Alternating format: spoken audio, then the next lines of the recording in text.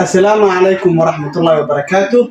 مانتا وحن سي قد قلنا عشر كيني ها جرامركا وحن عشر كان كي كوري وحن صبرناي countable noun مقعياش اللي ترين كرو كان مانتا وحن كفير دونا إن شاء الله دولة رياضو uncountable nouns uncountable nouns وحن كفير دونا uncountable nouns إن شاء الله وحن كفير دونا uncountable nouns ayaan ku firi doonaa insha Allah hadii la yiraahdo uncountable nouns ayaan ku firi doonaa insha Allah hadii la yiraahdo so uncountable noun waxa waayo waa magacayaasha aan la tirin karin oo aan la ogaan karin qiimahooda unless aan sameyno يعني expression قحتان أما صفة هسمين موياني لما أقول كرو أنت يكوبينه مقعياشة سوى على يردا uncountable noun from there now uncountable nouns وام هاي definition كا uncountable noun محلوقها uncountable noun كا محلوقها يعني معني هذا محاواي ده حاليا هاي definition of uncountable noun definition of uncountable noun uncountable noun definition of uncountable noun قيحتان كالو قيحة مقعياشة nouns uncountable nouns مقعياشة اللي تري كرين وحيابها لو قيحة أيام فيرنا إن شاء الله بإذن الله تعالى أسلسوا أنا مركب دانو حالين هاي These are nouns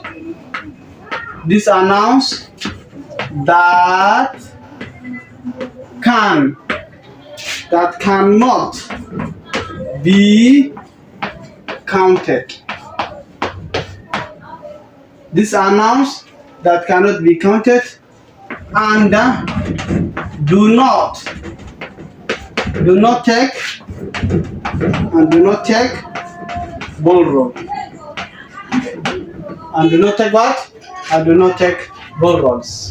These are nouns that can be counted and cannot take bull roads. ومقعياشا على ترين كرين أو على أوغان كرين أنت يكوكوبينهين and you cannot take and قايلين كرين bull road يعني جمع يعني countable noun مركان جوجني إن countable noun وحندهني ومقعيا الترين كرو أو حدنا أي قادة كران جمع لكن كوان أيجنا ومقعيا الترين كرين أو اللغان كرين أنت يكوبينهين then examples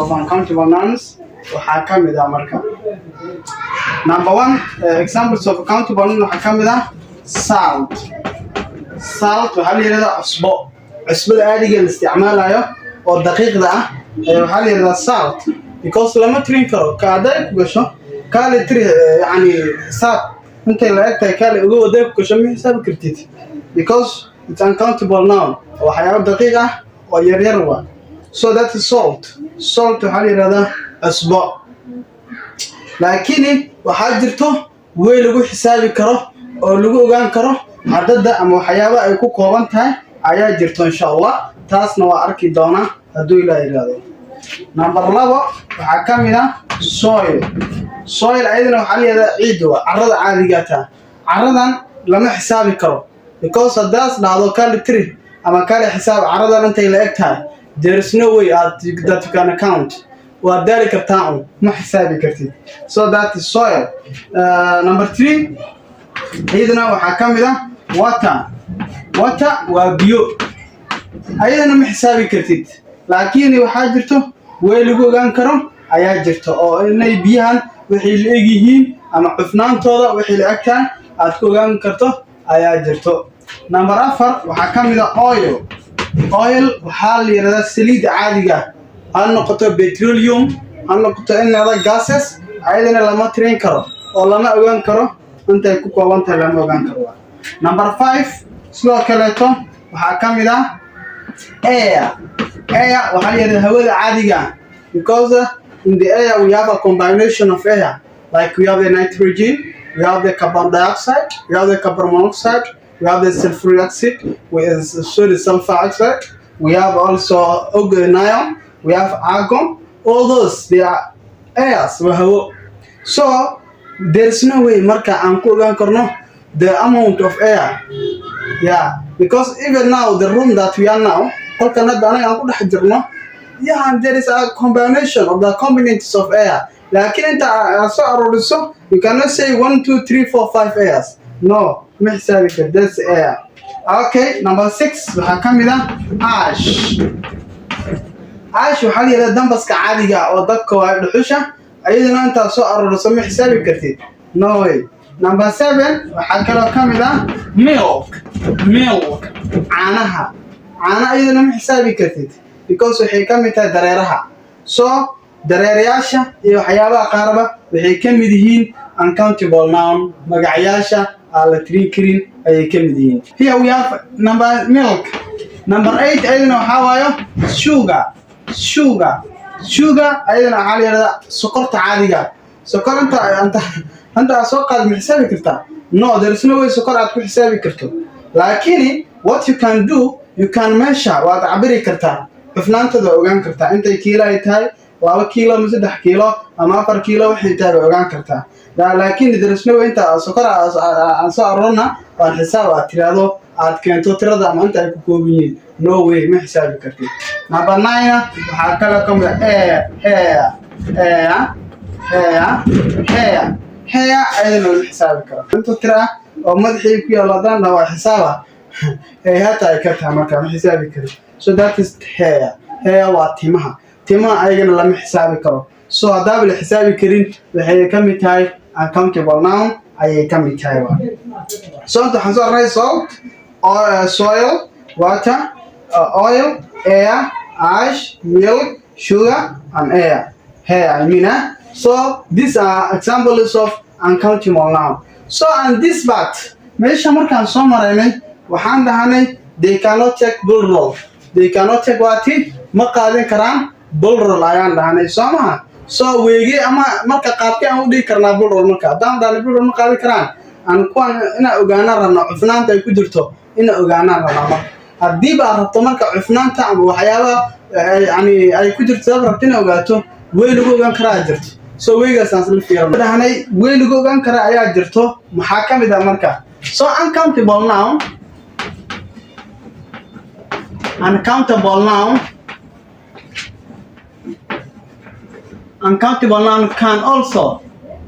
can also be called mass noun. So mass noun magaca cufnaanta ereyga mass waxaa waayo I think any matter that can occupy space is called mass.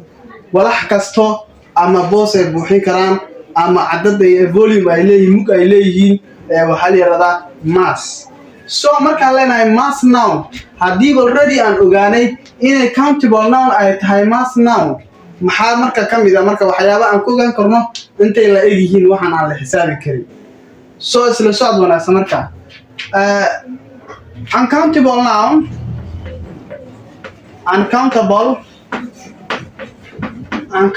noun there is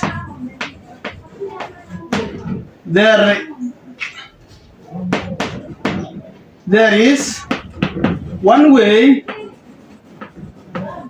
to express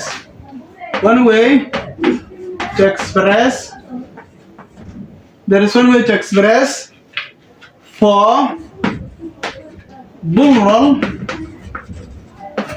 plural of uncountable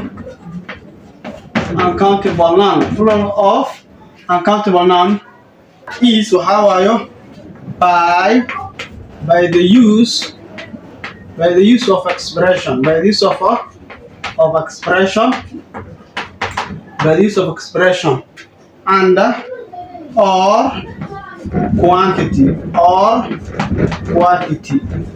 marka laba qaybood aan ku kala saari karno in la xisaabi karo ama la ogaan karo intay ku kooban yihiin waxa waaye isticmaalka expression waxa waaye sifeen ama qiimeyn or ama quantity ama taydooda aan ku ogaan karno. Example marka by quantity marka leenahay expression marka leenahay example waxa kamid ah lana waxa leenahay 2 kilogram of sugar, 2 kilogram of sugar, 2 kilo of sokora, 2 kilogram of sugar, because we cannot say 1 2 3 4 lakini waxaan ku ogaan karnaa kaliya by measurement inaan abrno ayaan ku ogaan karnaa. So 2 kilogram of sugar, kilogram is the quantity now, then by getting the number of the mass of that sugar is the expression. Now we say 2 kilogram of sugar, then we say 10 bottles of beer or alcohol 10 dhalo oo khamra ah ama beer ama alcohol ah. Then 10kaas dhalo waxa ku dhex jira waa biyo. biyahaas tirada marka rabno in ogaano waa liquid form, waa dareero waaye. marka rabno in ogaano dana we just measure or count by bottle, by container, yani waxaan ku xisaabaynaa marka weelka ay ku dhex jirto ayaan ku xisaabaynaa marka saa ogaano tiradooda. Number 3 waxaan dhihi karnaa 2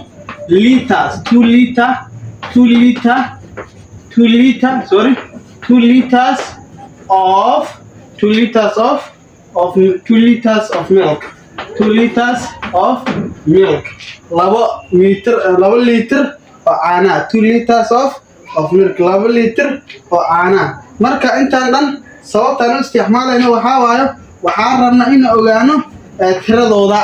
Then here we have said meesha waxaan nahay by this of expression or a quantity, yani waxaan ku xisaabi karnaa inaan sifeeno ama qiimeyno, then anaan ahayn quantity taydooda aan sheegno ayaa la rabaa marka. Then taydooda meesha waxaan nahay 2 kilogram of sugar, 2 kilogram oo sokor ah, 10 bottles of beer ama alcohol, yani 10 dhala oo beer ama alcohol ama khamrada, 2 liters of milk iyo 2 liter oo caana. Then intaan ayaa waxaan dhahnay ayaan ku ogaan karnaa yani hufnaantooda ama mass nounkooda and so on ilaa ay way sii badan yihiin, laakiin tusaale intaan ayaan ka soo qaadanay. marka that is uncountable noun. Then uncountable noun waxaan dhahnay magacayaasha aan la tiri karin oo aan la ogaan karin.